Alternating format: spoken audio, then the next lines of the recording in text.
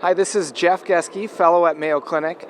I have the distinct pleasure of interviewing Dr. Rahimtoola, who's winning the Lifetime Achievement Award. Dr. Rahimtoola, can you give some advice to fellows who are beginning their career to achieve success like you have achieved? Sure. Again, I'm pleased that you are interviewing me.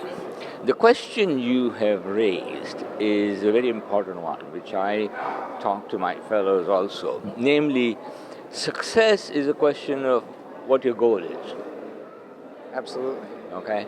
If your goal is to make money, that's a different criteria. At the other extreme, if your goal is to be a Bernie Gersh, David Holmes, Robert Fry, that's a different criteria for success. And the pathway will be somewhat different. Irrespective of that, I think you all are in potentially, and I say potentially because it is, and I don't know all its circumstances, in a very unique media.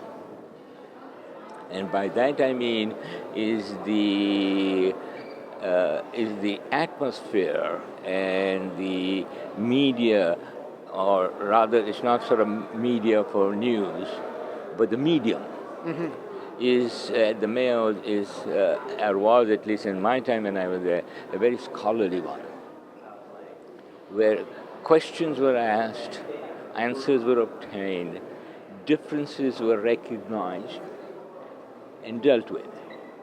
And frequently, of course, the issue is that there is not one way to do things in practice of medicine.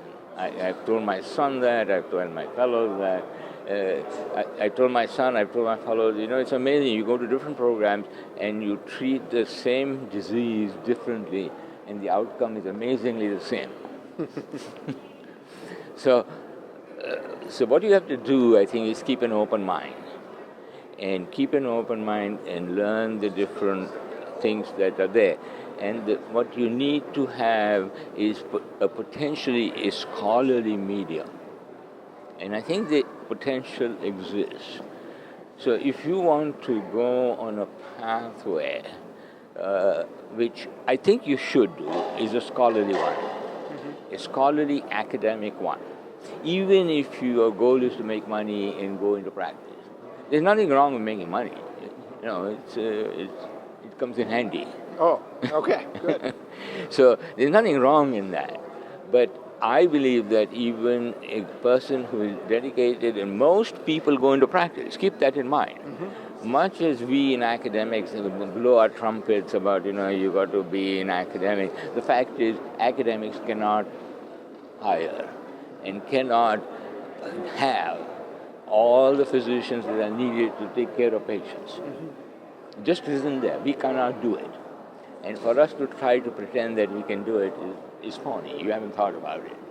So my aim is that we should have a scholarly atmosphere. We provide them the best training so that if they are going out, they should then practice the best medicine honestly and take care of the patient, which is the best indication. I have always maintained that if you treat patients correctly, the money will come. Wonderful. Because, your reputation will spread and patients will come and you will get known. Okay? So it is the same. Now, the break point comes somewhere in your training program where you say, I want to go on a very scholarly program after I finish my 3 years, or 4 or 5, whatever you want to do. Then I think you should start looking at doing scholarly activity, doing research. And I really firmly believe that you want to do research, people must have the drive. And if you want to do research, the research is to answer a question. And if you want the answers to a question that you desperately want, that will make you much better investigator than just following blindly something that a faculty member tells you to do. Right. Though initially getting started, that's what you have to do. You have to give them the idea. You have to light up their brain and get them to move along and keep the goals in mind. And If you want a single goal in mind, better patient care. Whether that is achieved in practice or it is achieved in academic, that should be the final goal. The pathways are somewhat different, but it is in many ways the same pathway for a period of time. Very good. Well, thank you so much, Dr. Rahimtoola, for those words of wisdom, and congratulations on achievement of the Lifetime Achievement Award. Thank you so much.